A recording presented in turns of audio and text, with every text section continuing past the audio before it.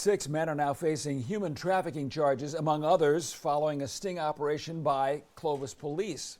Now officers are warning this could happen in any community. Fox 26 reporter Sophia Lesseos tells us the warning signs to look for. And Sophia, this seems to be a crime that we're hearing about more and more. Yeah, that's right, Liz and Monty. According to the Bureau of Justice, prosecutions for human trafficking in the U.S. have gone up 84% in the last 9 years. January is National Slavery and Human Trafficking Prevention Month, and Clovis Police thought it was fitting to do something about it.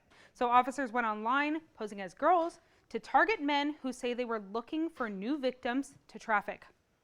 I think it's common everywhere right now. There's just a lot of times people don't know where it's occurring and when it's occurring. Early Saturday morning, the Clovis Police Department's special enforcement team arrested 6 men at a Clovis hotel.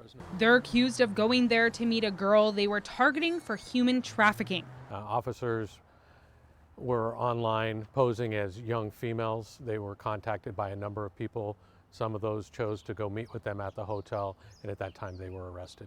The men arrested: Alan Brooks, Darnell Banks, Jack Polk, Ralph Jones, Devontae Mitchell, and Imani Johnson, all from Fresno. These are people that are seeking out these what appear to be young females.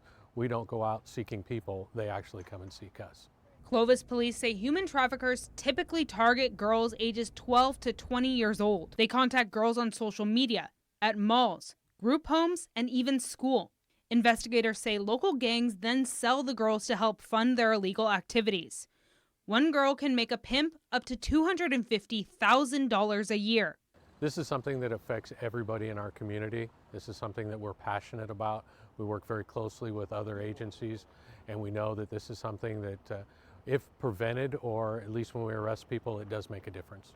The United States is ranked one of the worst countries in the world for human trafficking, according to a report released by the Department of State in 2019.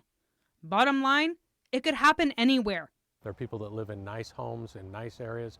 It doesn't really have any type of boundaries.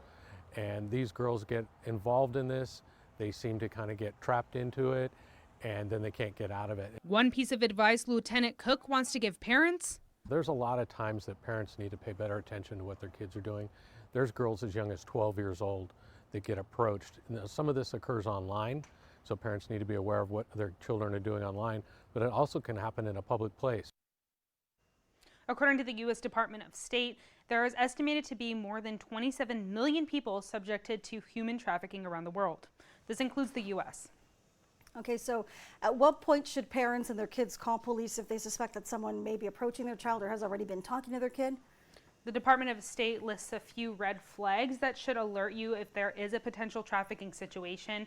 If you see any signs of physical abuse, poor living conditions with multiple people crammed into one space, the inability to speak to an individual alone, or answers seem to be scripted or rehearsed. All right, thank you, Sophia. If you believe you have identified someone still in the trafficking situation, know somebody, you can call the National Human Trafficking Hotline at any time. That is the number on your screen at 888-373-7888.